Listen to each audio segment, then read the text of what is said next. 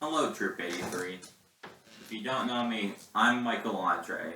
I'd like to tell you a bit more about my Eagle Scout project this weekend. Let's start off with the history of the Feltville Cemetery. In 1730, Peter and Phoebe Wilcox moved into New Providence. There, they had 11 children, including a son named John. John fought in the Revolutionary War and died on November 22nd of 1776. About 70 years later, David Felt purchased the land from a Wilcox descendant and turned it into his own society known as Feltville. Unfortunately, 2 girls drowned in Surprise Lake during this era, and they are now buried in the old Wilcox Cemetery. Felt then retired from his paper milling business in 1860.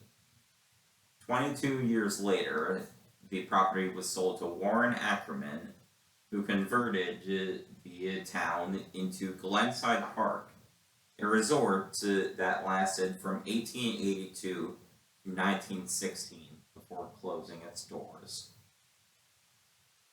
The land was incorporated by the Union County Park System in 1921, 5 years later.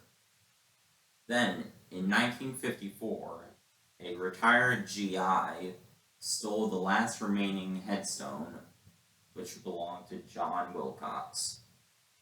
It was kept in his garage for a week before the county found it and put it into storage inside of the garage.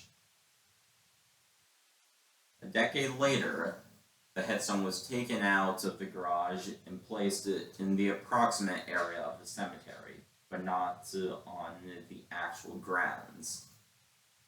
Recently, by studying old maps and triangulating position, I was able to find out that not only is the cemetery not in the exact place that we suspected, in fact it's slightly south of it, but it is also larger than expected.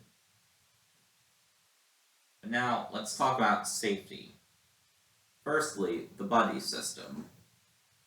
All scouts must be accompanied by another scout wherever they go. 2-deep leadership will also be employed. Secondly, bring a filled bottle of water. Right? We will be out there for a while. Next, proper attire. Need a coat, long pants, boots, work gloves, a poncho, a hat, and safety goggles. If you are not dressed properly, you will be asked to leave, as we want everyone to be safe. I hope to see you at my project this weekend, and thank you for your time.